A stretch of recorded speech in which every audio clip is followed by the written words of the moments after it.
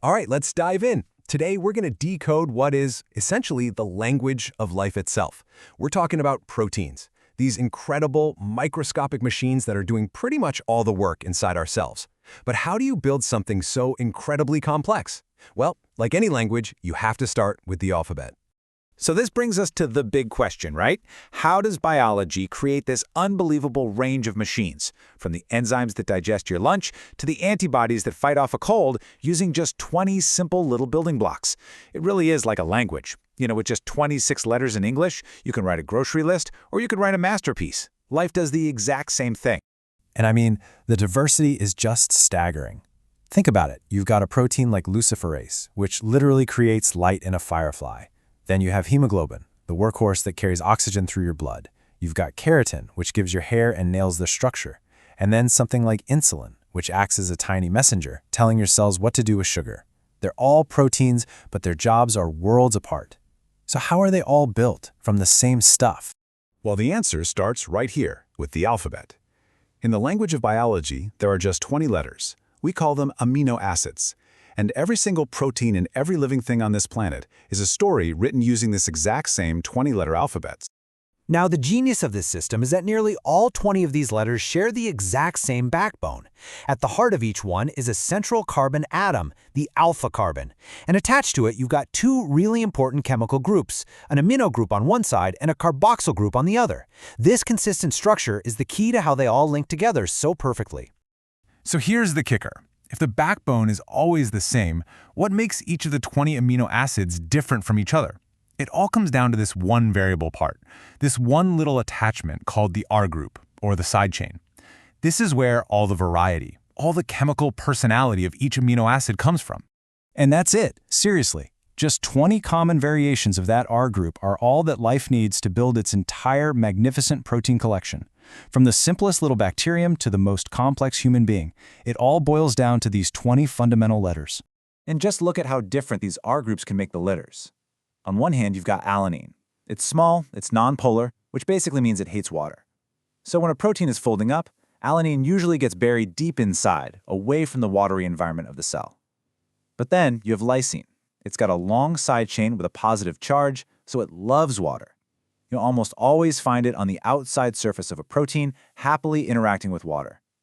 This single difference in preference is a huge driver of how proteins get their shape. Okay, so we have our 20 letters.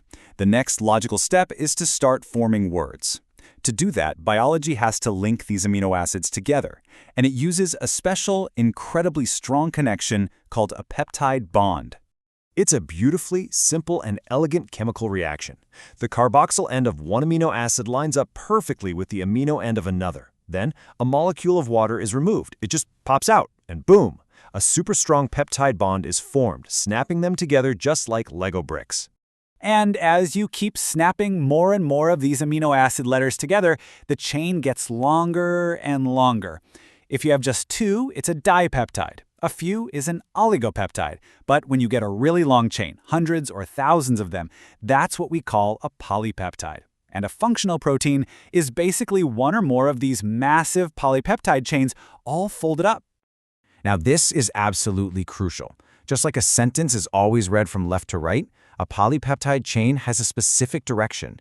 It always starts with a free amino group, we call that the N-terminus, and it always ends with a free carboxyl group, the C-terminus. This order, this directionality is non-negotiable. It's fundamental to the protein's identity. And this specific, ordered sequence of amino acids, this is what scientists call a protein's primary structure. Now, don't let the name fool you. It might be the first level, but you should really think of it as the complete blueprint. It is the full story, written letter by letter, that contains all the instructions for everything that comes next. And this, right here, is the central principle of all of protein biochemistry. The sequence is everything. If you change the sequence, you can change the final structure, and if you change the structure, you change the function. It is the most fundamental level of information in biology. For a long time, many scientists didn't even know this. Some thought proteins were just kind of messy, random globs of stuff. But then, in 1953, a scientist named Frederick Sanger did something that was considered almost impossible. He figured out the exact complete amino acid sequence of insulin. This was a massive achievement. It won him a Nobel Prize because it proved for the very first time that every protein has a precise, unique, and definable sequence. They aren't random at all. They're defined molecular machines.